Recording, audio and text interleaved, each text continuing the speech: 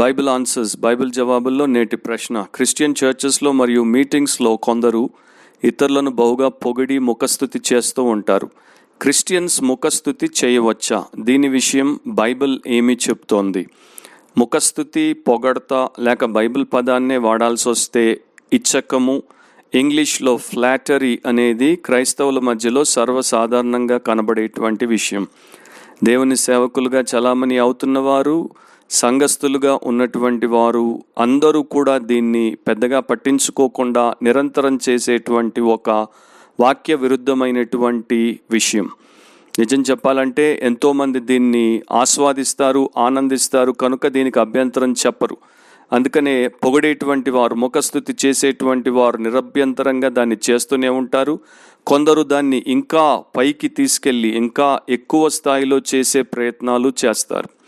ఎవరినైనా సరే అనవసరంగా పొగిడినప్పుడు, వారికి లేనటువంటి ఘనతను వారికి ఆపాదించినప్పుడు, వారు ఏమై ఉన్నారో దానికన్నా వారిని ఎక్కువ చేసి మాట్లాడినప్పుడు, అది వారితో మాట్లాడినప్పుడు అది అంత సమంజసమైనటువంటి విషయం కాదు.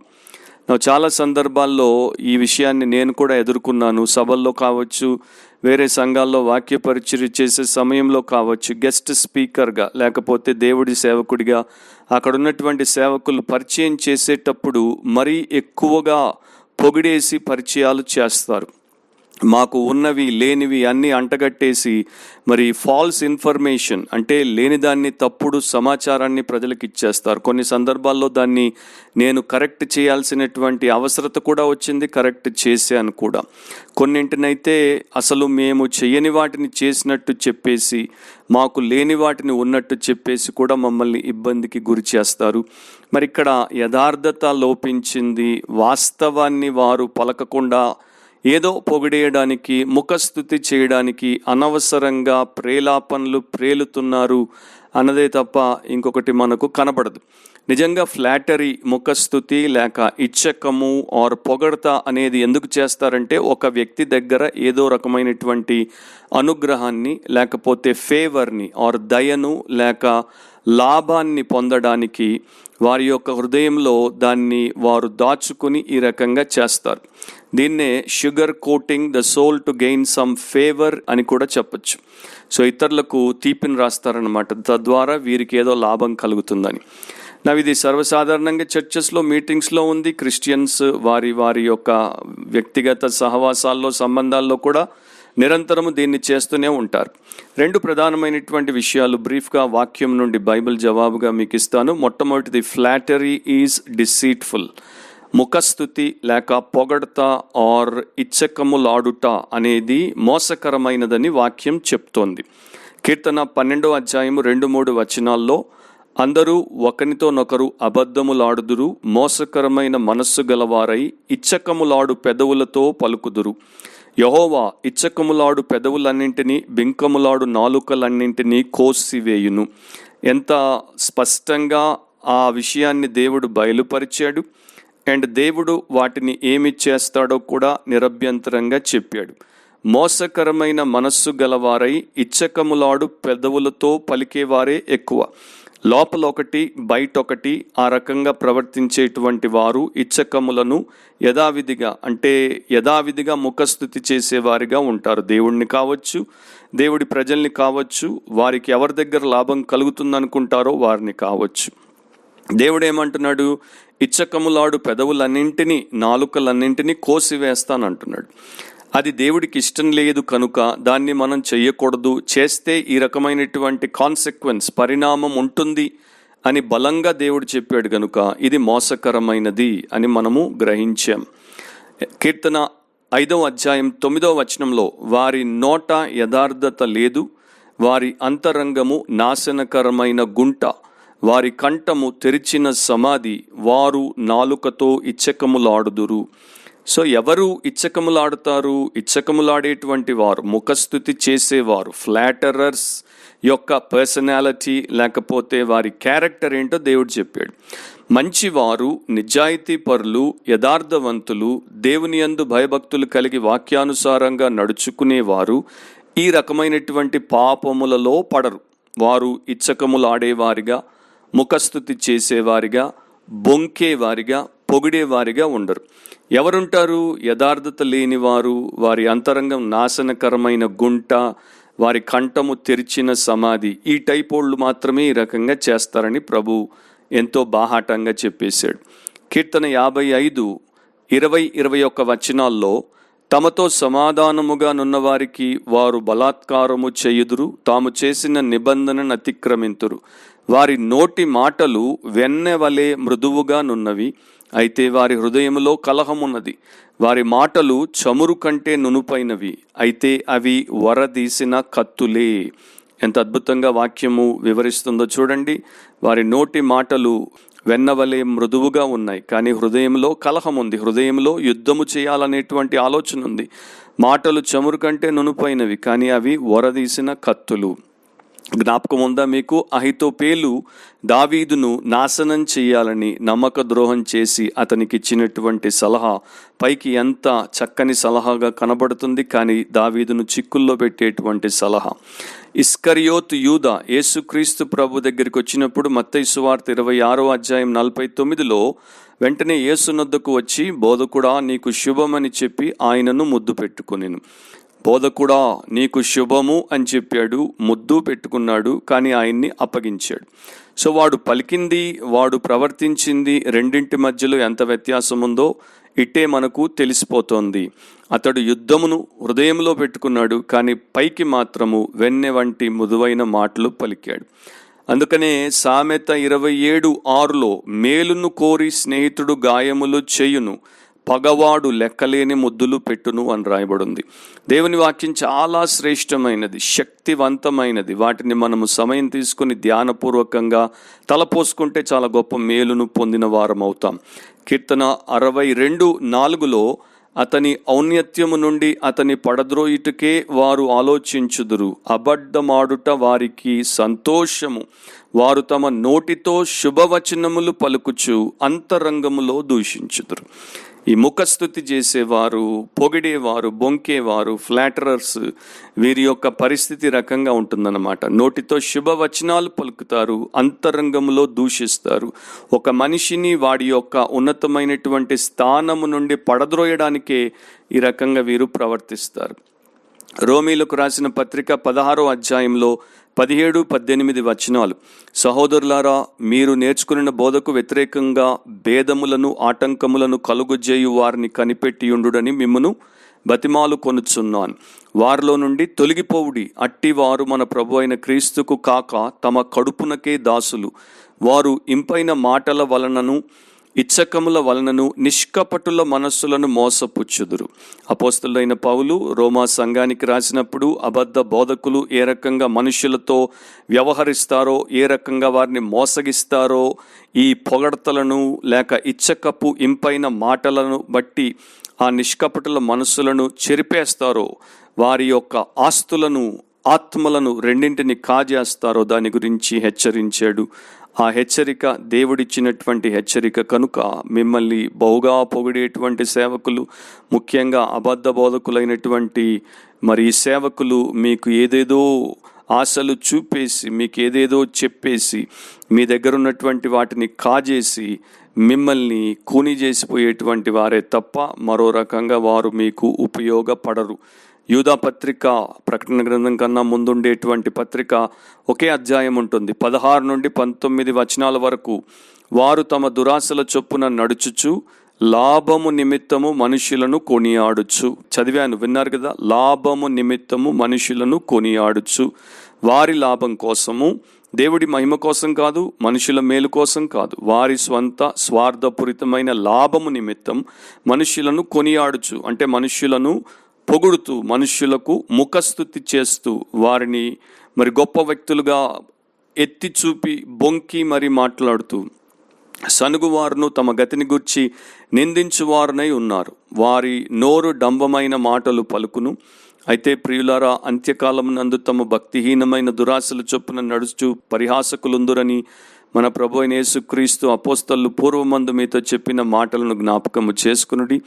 అటివారు ప్రకృతి సంబంధులను ఆత్మ లేనివారునై ఉండి భేదములు కలుగ చేయుచున్నారు అని భక్తుడు రాశాడు.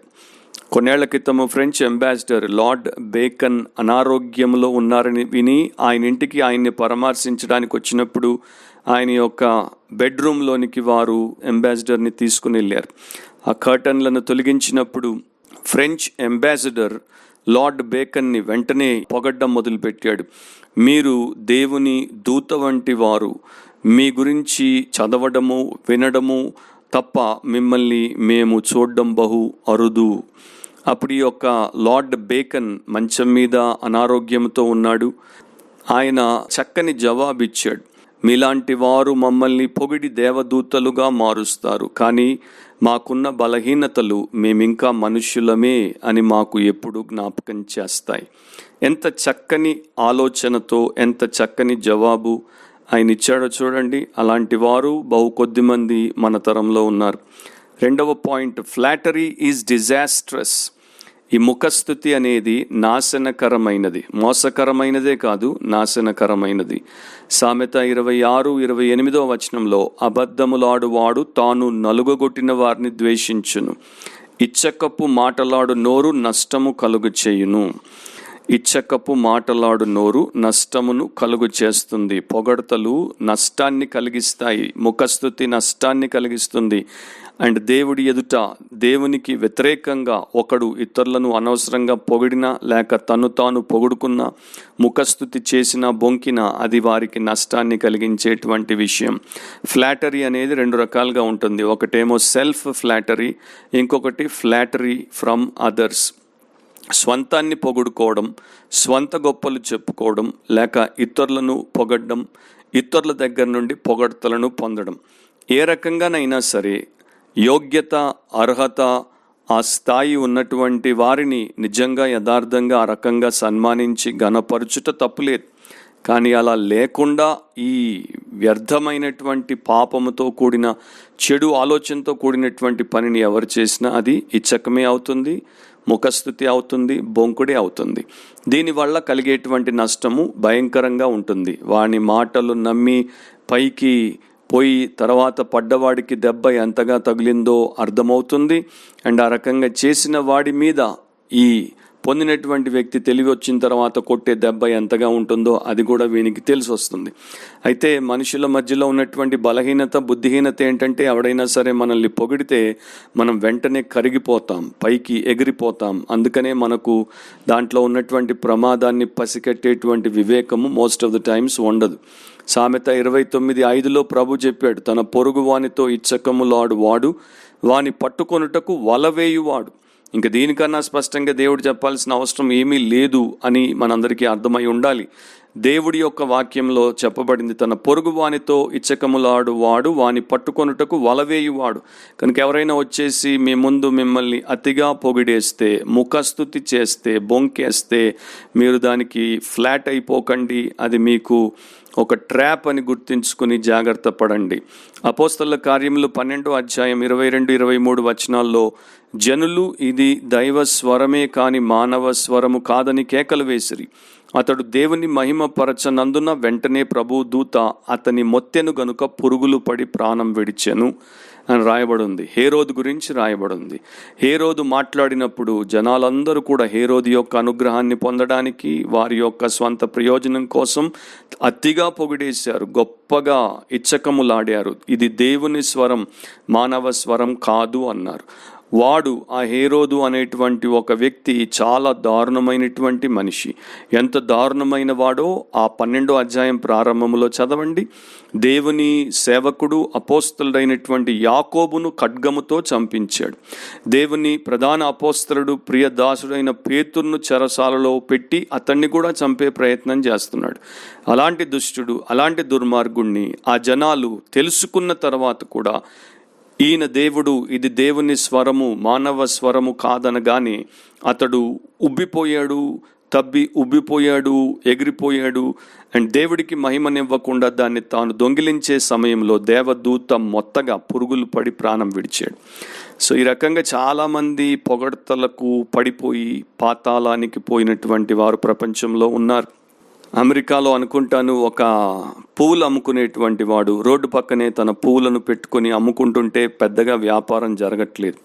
ఒక రోజున అతనికి చక్కని ఆలోచన వచ్చింది. వెంటనే పక్కనే ఒక బోర్డు మీద ఒక లైన్ రాసి పెట్టాడు. ఇక్కడ ఈ పూలను మీరు కొనుక్కుంటే ఈ దినమంతా మీరు ఎంతో గొప్పవారని అవి మీకు సూచిస్తూ ఉంటాయి, మిమ్మల్ని ఆ రకంగా ఫీల్ అయ్యేటట్టు చేస్తాయని బోర్డు పెట్టగానే వెంటనే సేల్స్ బాగా ఇంక్రీజ్ అయిపోయాయి. అంటే మనుష్యులు పొగడ్తలను ప్రేమిస్తారు. మనుష్యులకు మనము ఫ్లాటరీ చేస్తే వారిని మనము ఒక యజమాని కుక్క నెత్తి మీద తల మీద పెట్టి దాని జూల్ను అలా అతడు మరి నిమురుతూ ఉంటే దానికి ఎంత గొప్పగా ఫీల్ అయిపోతుందో ఆ ప్రకారమే మనుషుల్ని కూడా కొంత నిమిరితే వారు ఫీల్ అయిపోతారనమాట. అందుకని వారి యొక్క అహాన్ని నిమిరినప్పుడు, వారిలో ఉన్నటువంటి ఆ యొక్క స్వార్థాన్ని నిమిరినప్పుడు వారు ఎగిరిపడుతూ ఉంటారు. ఇక చివరిగా ఈ రకమైనటువంటి లక్షణము క్రైస్తవుల్లో ఉండకూడదు, మరి ముఖ్యంగా దేవుడి సేవకుల్లో ఉండకూడదు. దేవుని పిల్లలు ఈ రకమైనటువంటి అవలక్షణంతో అస్సలు జీవించకూడదని ప్రభు మాటలు చాలా రాయబడ్డాయి. ఇంకో 2 వచన భాగాలు చెప్పి ప్రశ్నకు జవాబు నేను ముగిస్తాను. 1 తెస్సలోనిక 2వ అధ్యాయం 5-6 వచనాలు. మీరెరిగి ఉన్నట్టు మేము ఇచ్చకపు మాటలనైనను ధనాపేక్షను కప్పిపెట్టు వేషమునైనను ఎన్నడూ వినియోగింపలేదు. ఇందుకు దేవుడే సాక్షి. మరియు మేము క్రీస్తు యొక్క అపోస్తలమై ఉన్నందున అధికారము చేయుటకు సమర్థులమై ఉన్నను మీ వలననే గాని ఇతరుల వలననే గాని మనుష్యుల వలన కలుగు ఘనతను మేము కోరలేదు. భక్తిపరులు, నిజాయితీపరులు, యథార్థవంతులు ముఖస్థుతి చెయ్యరు, పొగడ్తలు అనవసరంగా ఎవరికి పడితే వారికి వీరు ఇవ్వరు. అండ్ వీరు ఈ యొక్క ఇచ్చకములు ఆడేటువంటి వారిగా ఉండరు. వీరు యథార్థవంతులు. ఎదుటి వ్యక్తి ఆ యొక్క అర్హతకు ఆ ఘనతకు పాత్రుడైతే ప్రశంసిస్తారు, అభినందిస్తారు, సన్మానిస్తారు. దేవుడి ఎదుట ఆరాధన చేసినప్పుడు, దేవుడిని ప్రార్థించినప్పుడు, కీర్తనల ద్వారా గణపరిచినప్పుడు, లేక ఉపవాసం చేసినప్పుడు, కానుకిచ్చినప్పుడు, దేవుడి పేరిట సేవ చేసినప్పుడు యథార్థంగా చేస్తారు. దేవుడిని కానీ దేవుని పోలికలో ఉన్నటువంటి మనిషిని కానీ మోసగించాలనేటువంటి తలంపు వారి కలలో కూడా వారికి రాదు. వీరే భక్తులు, దేవుని బిడ్డలు, నిజాయితీ పరులు, నీతిమంతులు, క్రీస్తు దాసులు, ఆయనను పోలినటువంటి ఆయన అనుచరులు. ఈ రకమైనటువంటి జీవితానికి దేవుడు మనల్ని పిలిచాడు. కనుక వాక్యానుసారంగా ఇచ్చకము, పొగడ్త, ముఖస్థుతి, బొంకుట, పాపము దేవుడు మెచ్చని అవలక్షణము. కనుక అలాంటివి మీ లైఫ్లో ఉంటే వాటిని వెంటనే మానండి. వాటి విషయమై మారు మనసు పొందండి. పాపం ఒప్పుకొని పశ్చాత్తాపముతో విడిచిపెట్టి యేసు రక్తంలో కడుగుబడి క్షమించబడి దేవుని పిల్లలుగా వాక్యానుసారంగా మీరు ఇతరులకు దీవెనకరంగా ఉండినట్లు బ్రతకండి. చివరి వచనం సామెత 28:23. నాలుకతో ఇచ్చకములాడు వాని కంటే నరులను గద్దించువాడు తుదకు ఎక్కువ దయ పొందును అని ప్రభు చెప్తున్నాడు.